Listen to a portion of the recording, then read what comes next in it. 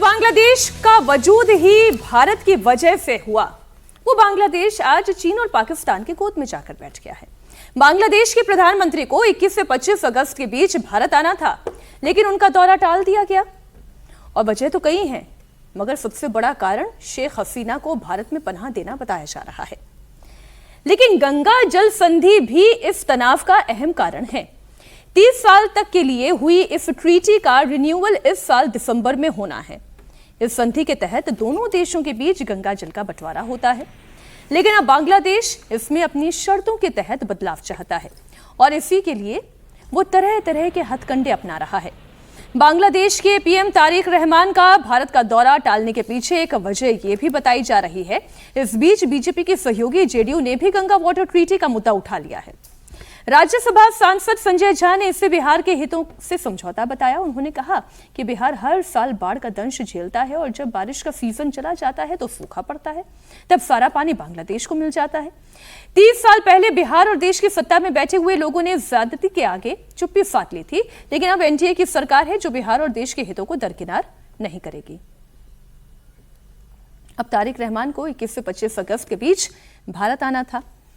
अगले महीने ही ब्रिक्स सम्मेलन में भाग लेने के लिए दिल्ली आना है, लेकिन उनका यह दौरा ऐन मौके पर टाल दिया गया।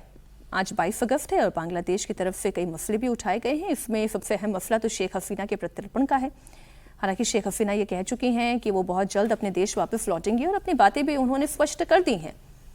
लेकिन भारत से नाराजगी इस बात को लेकर है कि शेख हसीना को हमने पनाह कैसे दे दी। तख्ता पलट के बाद से भारत में ही वो हैं।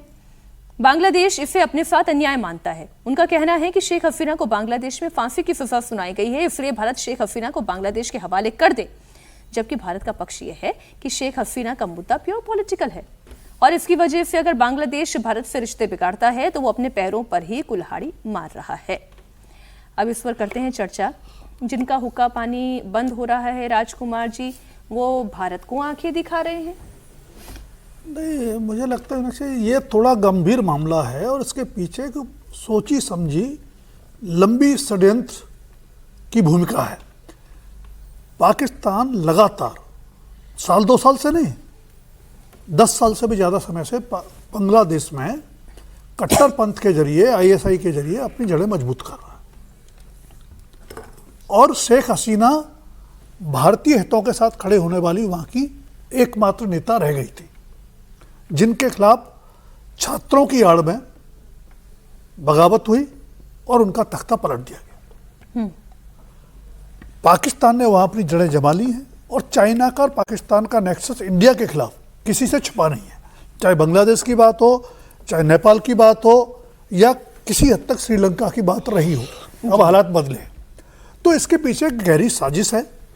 और हम लोग मान रहे थे कि जब चुनाव हुए, तारिक रहमान क्योंकि हालांकि आते उस परिवार से हैं जो भारत विरोधी माना जाता रहा है बांग्लादेश की राजनीति में, और यह पाकिस्तान परस्त माना जाता रहा है, कट्टरपंथी माना जाता रहा है, लेकिन माना जा रहा था कि युवा हैं, विदेश में लंबे समय तक रहे हैं, बांग्लादेश के भविष्य को लेकर उनके कुछ सपने होंगे, एक नया बांग्लादेश बनाने और भारत के साथ बेहतर रिश्ते बना करके आगे बढ़ने का रास्ता चुनेंगे। लेकिन पिछले कुछ समय से, चाहे वो शेख हसीना के प्रत्यर्पण का सवाल हो या गंगा वाटर ट्रीटी का सवाल हो, उनका रवैया ये बता रहा है कि वो टकराव के रास्ते पर चलना चाहते हैं। उसके पीछे पाकिस्तान है, चीन है, हमें समझना पड़ेगा और हालात जटिल हैं। ये संजय झा ने इस मुद्दे पर क्या बोला, वो दर्शकों को सुना देते हैं।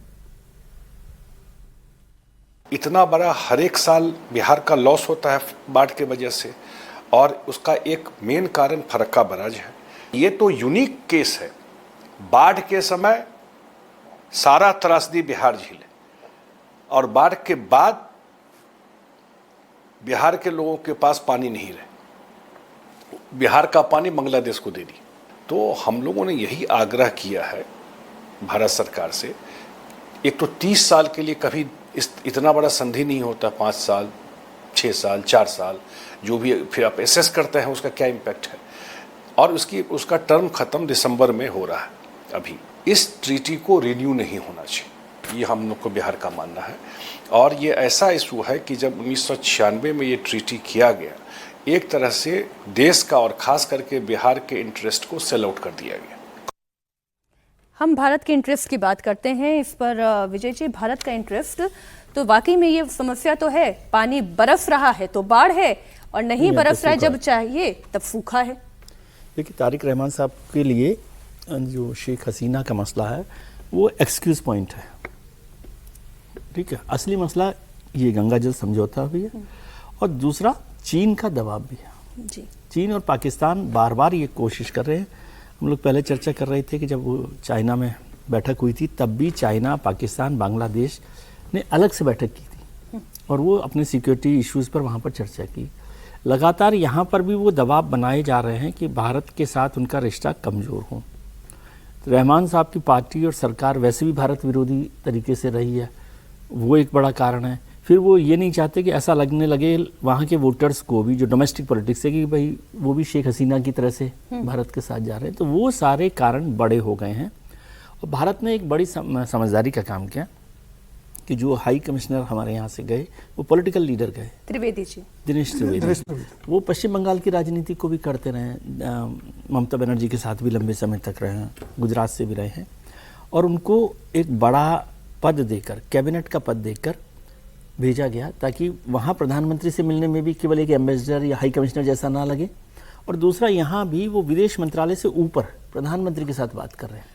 और ये मैसेज उन्होंने दिया था कि भारत सरकार की तरफ से, जो मुझे जानकारी है, कि शेख हसीना वाला इशू नहीं है। शेख हसीना जब रहमान साहब यहाँ आ रहे होंगे तो कम से कम दिल्ली में नहीं होंगी। एक तैयारी ये भी की गई थी कि अमेरिका या कनाडा में उनका कोई प्रोग्राम बनाकर उनको एक हफ्ते के लिए, 10 दिन के लिए वहाँ भेज दिया जाए जी। इसलिए वो केवल एक्सक्यूज है। असली इशू चाइना का प्रेशर और गंगा जल समझौता है। एक बड़ा जो मामला है, भारत की नाराजगी भी है कि मोंगला पोर्ट जो है वो चीन को दे दिया है बांग्लादेश से। 2015 में जब बांग्लादेश जब गए थे प्रधानमंत्री तब भारत को दिया था और अब वो चीन को दे दिया। और उसके अलावा तिस्ता जल प्रबंधन का जो एरिया है वो भी चाइना को पूरी तरीके से बांग्लादेश ने सौंप दिया। और भारत को ये कहना है कि भाई आप जिस तरीके से मोंगला पोर्ट आपने चाइना को दे दिया, तिस्ता जल प्रबंधन जिस तरीके से आप चाइना को दे रहे हो, मतलब भारत के बॉर्डर के करीब आप चाइना को स्पेस दे रहे हो जिससे चाइना भारत के करीब आ जाए। भारत ने इस पर आपत्ति दर्ज की थी और रहमान ने इसको सुना नहीं था, तो भारत ने कहा था कि भाई पहले इस पे आपको विचार करना पड़ेगा। आप पूरी तरीके से चाइना को मदद करोगे, भारत सुम्बित करोगी, भारत आपको पानी भी देते रहे, आर्थिक परेशानियों के समय मदद भी करते रहे, तो यह संभव नहीं होगा। और दूसरा, प्रत्यार्पण की जो मांग की थी शेख हसीना की कि भाई उनका प्रत्यार्पण कर दीजिए।